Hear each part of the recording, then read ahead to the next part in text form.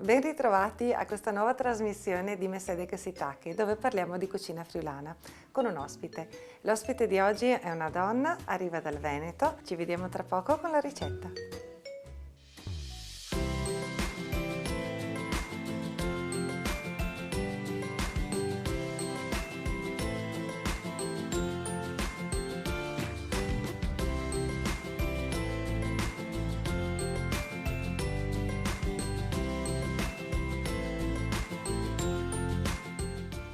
Oggi abbiamo farina, buccia d'arancia e di limone, un bicchierino di liquore, io sto usando del rum, sale, un po' di lievito, zucchero, un paio di uova, del burro fresco, della frumina e un po' di vino bianco.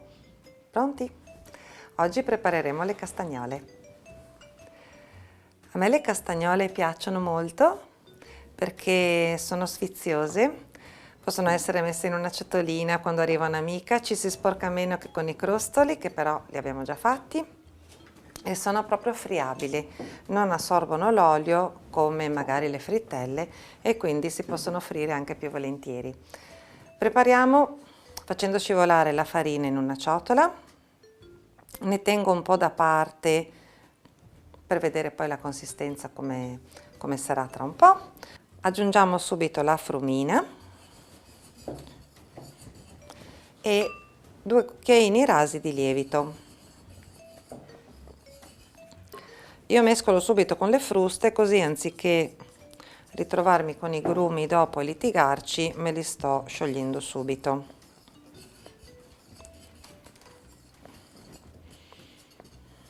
Ecco, grattugiamo la buccia dell'arancia e del limone.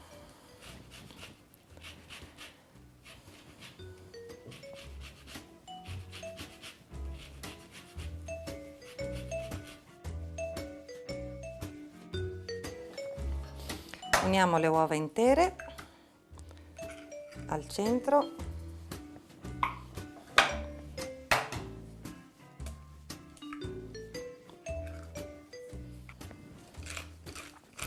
Il pizzico di sale, non ce lo facciamo mancare. Io sto lavorando con una frustina, si può lavorare anche con una forchetta o direttamente con le mani, come vi trovate meglio. Aggiungiamo il vino bianco secco e il liquore.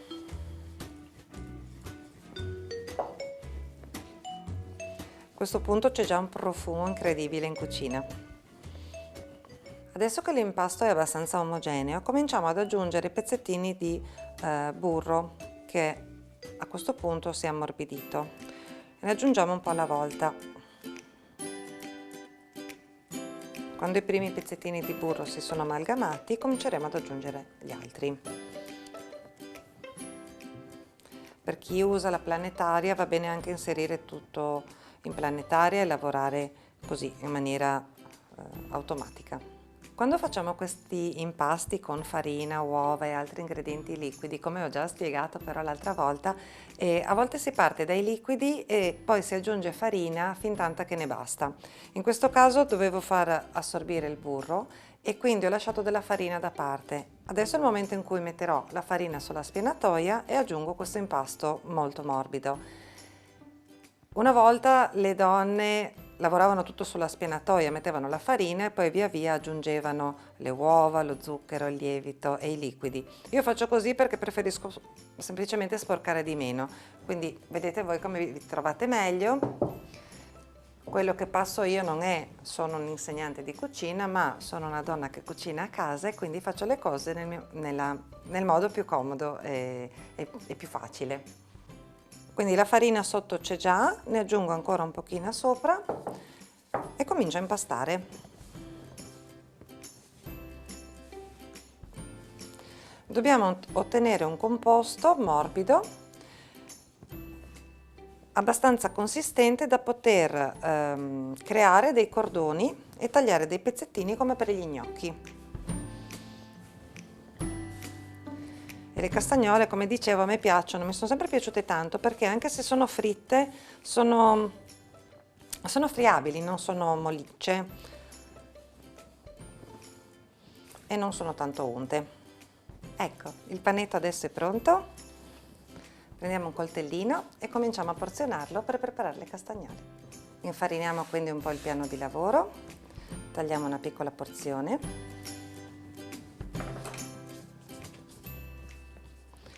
Ne facciamo un cordoncino, così. Le castagnole si fanno in circa un'oretta di tempo, proprio a farle con calma, quindi è una cosa che si può fare anche in un pomeriggio, quando piove, sicuramente in tempo di carnevale o anche per un arrivo di una visita imprevista.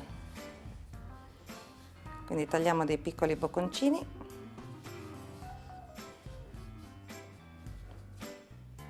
li lavoriamo a sferetta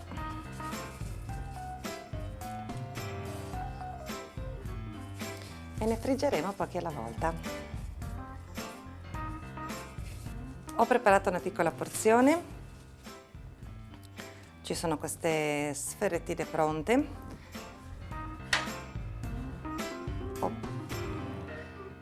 Se l'impasto dovesse essere troppo appiccicoso, sia durante la prima fase di lavorazione e anche in questa, mettetelo al freddo per 10-15 minuti in frigorifero e poi lo rimaneggiate, specialmente nella fase in cui si aggiunge la farina finale. Se per esempio avete le mani calde o la stanza è molto calda, il burro contenuto nell'impasto tende a sciogliersi e rischiate di dover aggiungere troppa farina.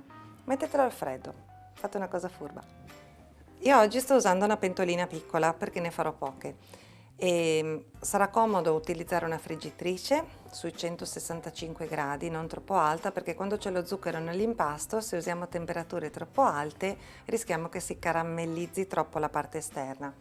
Usando invece una pentolina, se avete il termometro meglio, se non avete il termometro mettiamo un mestolino di legno. Quando si formano le bollicine intorno al mestolino di legno, a quel punto l'olio è pronto.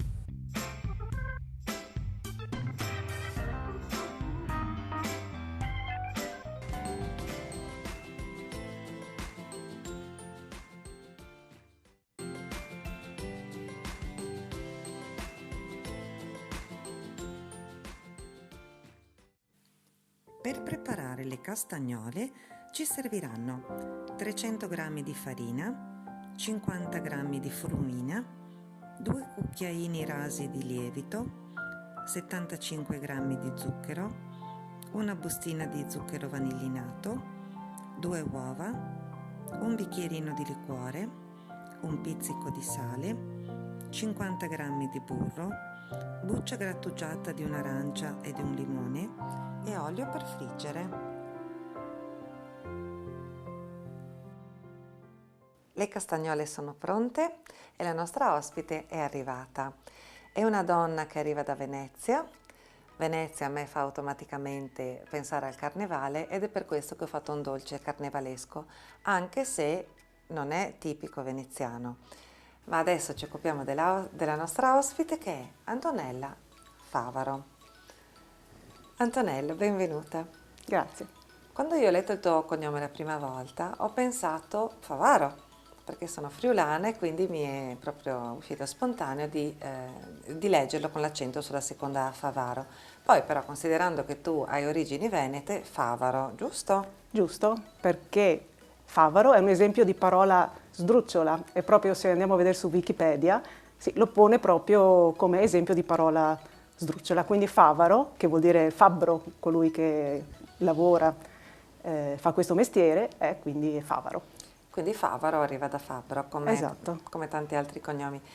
Su un'altra puntata stavamo parlando dello struccolo di patate, Trieste in questo caso, e pensa che è un piatto che arriva dall'Istria e dalle nostre parti c'è un cognome che fa struccheli.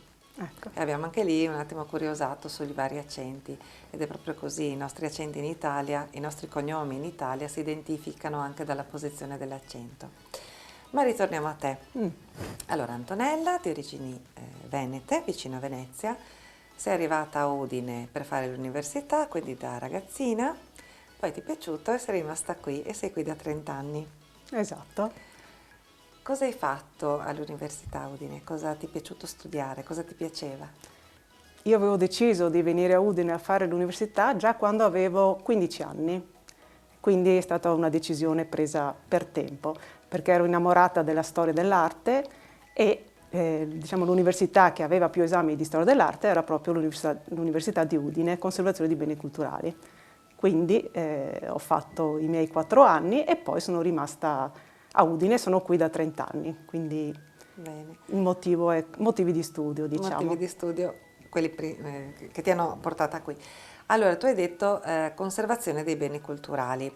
Io qui davanti a me ho un tuo saggio, La vera storia dell'Otello di Shakespeare, Sì. il tuo penultimo romanzo, che è un giallo, I Cavalieri di Venezia, Sì. e il tuo ultimo romanzo, romantico tra l'altro, Il Patrizio e la Cortigiana. Quindi tu hai studiato beni culturali perché eri innamorata della casa dove sei nata, questo l'ho saputo fuori dalle telecamere, poi magari ci racconterai, e questa casa ti ha lasciato un segno così profondo da portarti addirittura a saggi, gialli e romanzi.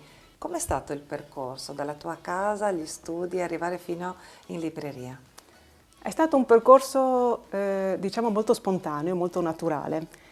Come hai detto tu, sono nata e vissuta in quella che chiameremo adesso una villa veneta e fin da quando ero piccola mi sono sempre interessata a questa casa molto particolare, perché sì, è una villa veneta, con la mia famiglia abitavamo una parte della casa e tutto il resto era spazio per giocare.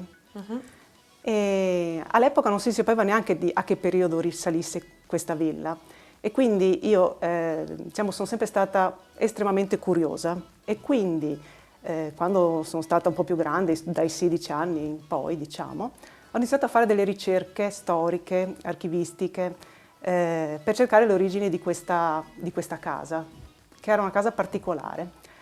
E quindi, con l'aiuto anche di altre persone, ho scoperto che la casa dove abitavamo in realtà era una casa del 1400, quindi una villa pre-palladiana addirittura. Sì, quindi il Medioevo. Praticamente, sì, ho detto giusto. sì, esattamente. E, prima ancora che esplodesse quella che poi verrà chiamata la civiltà delle ville. Quindi un esempio abbastanza, diciamo, raro di questo tipo di abitazione.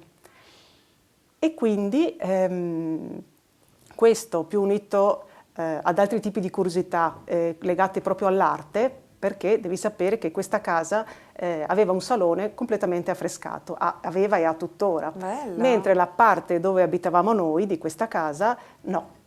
Quindi io mi chiedevo, Quindi, ma perché? Dimmi. Scusa, non ti voglio interrompere. Quindi tu avevi una sala giochi da bambina Sì, affrescata? sì. Poca cosa. Una stanzetta di 100 metri quadrati, libera, dove io patinavo, per dire. Libera, piena di spazio. Poi avevamo una soffitta enorme di 300 metri quadrati, un monolocale, diciamo. Sì. Quindi noi da piccoli, siamo 5 fratelli, insomma, avevamo abbastanza spazio dove giocare. Ecco, quello che una volta dicevano, la principessa va relegata nella torre più alta, oggi sarebbe un loft di 300 metri quadrati. Sì. Diciamo che ho avuto una bella infanzia, Sì. però ero sempre curiosa e quindi a un certo punto ho pensato, ma come mai solo un salone affrescato? Vediamo anche nella mia camera. E quindi con una lametta ho iniziato a fare degli assaggi e ho visto che anche la mia cameretta era affrescata, quindi un po' alla volta ho tirato fuori delle scene tratte dalla Bibbia e quindi mi sono appassionata, oltre che alle ricerche per capire a chi appartenesse questa villa, anche alla storia dell'arte, chi aveva fatto questi affreschi, quando, perché, che significato aveva il ciclo, perché poi sono saltati fuori praticamente in tutte le stanze. Ecco. E quindi questo negli anni mi ha appassionato tantissimo. Quindi non lamentatevi dei bambini se passano i pennarelli sui muri. Ecco. Dategli una lametta e provate a vedere se ci sono degli affreschi. Io ci scherzo un po' su perché Antonella, oltre a essere tanto appassionata di storia dell'arte ed è una cosa nata da bambina, è anche una professoressa del Malignani di Udine, dove insegna storia e italiano, quindi prima di cominciare a registrare abbiamo un po' chiacchierato anche delle indoli dei bambini.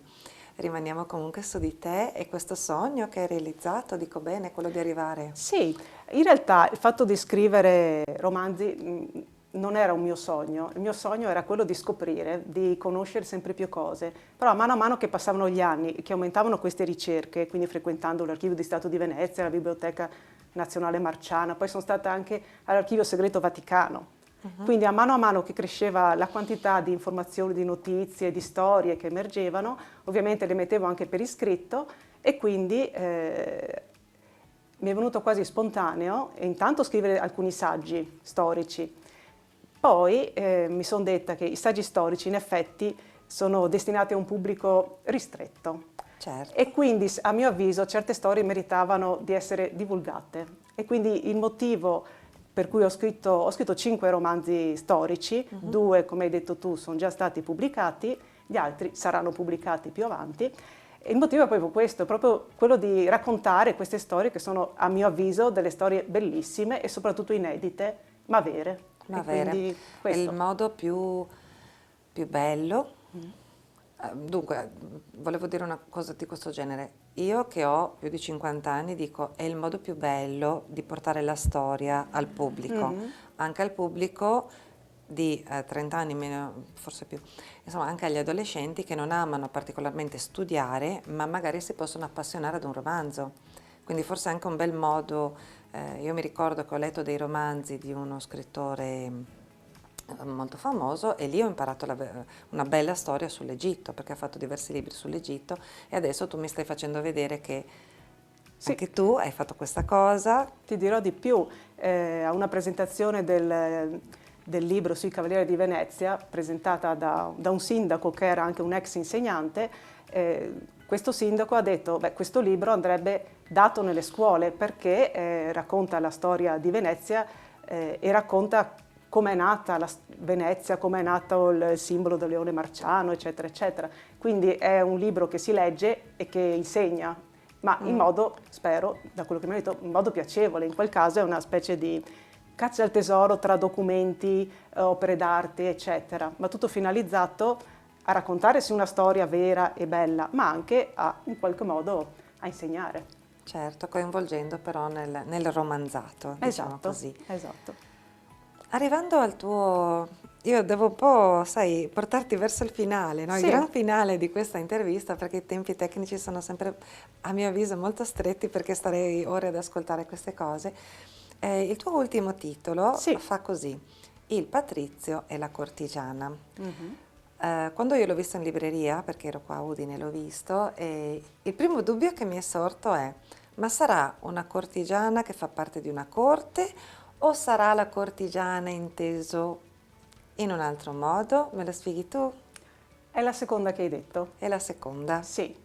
Intanto non è stato facile scegliere il titolo, perché io volevo intitolarlo Il Patrizio e basta, perché è la storia di un patrizio, cioè di un giovane, un nobile veneziano. A Venezia i nobili si chiamano patrizi, che ha vissuto appunto in casa mia, perché tutti i libri che scrivo sono collegati in qualche modo alla casa dove sono vissuta. Questo è vissuto nel Cinquecento e quindi appunto attraverso la ricerca ho ricostruito la sua vita, che è una vita veramente avventurosa e interessante. E a un certo punto con le ricerche mi sono imbattuta in una cortigiana, che è la cortigiana specifica, si chiama Veronica Franco, che era una poetessa che aveva pubblicato delle poesie e anche delle lettere, eccetera.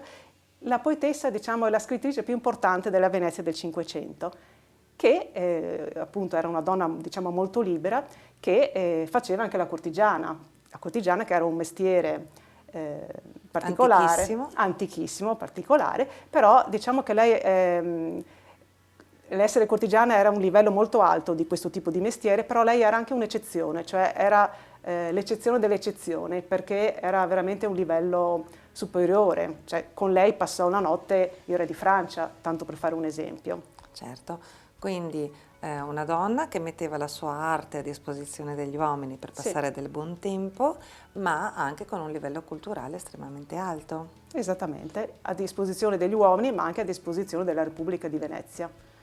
Certo, perché comunque in un certo senso la cultura. Esatto, esatto. Bene. Antonella, c'è una cosa che vuoi dire ai ragazzi che vogliono realizzare le proprie passioni?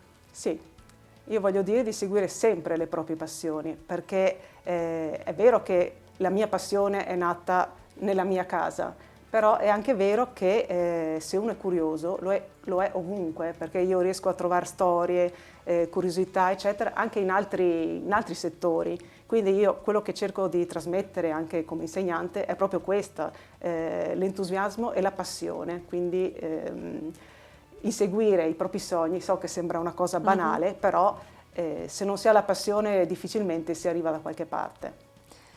Ti ho fatto questa domanda Sì. perché tanti ragazzi cercano subito l'economia di una certa attività o professione, ma in realtà l'economia può essere ottima e arriva quasi in attesa se tu segui molto bene la tua passione.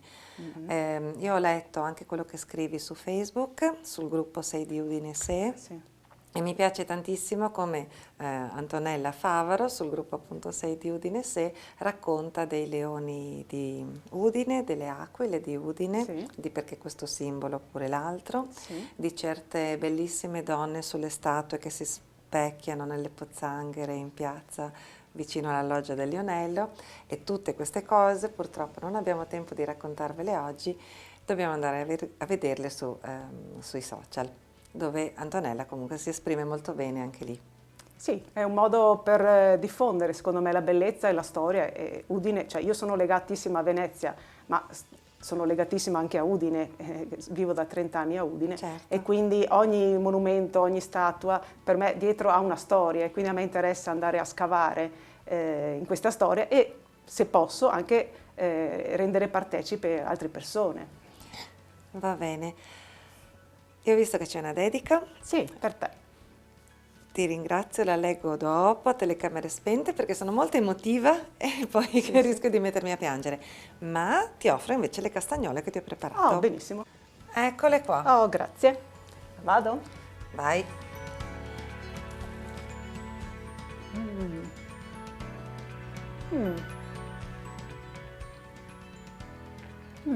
Ottime.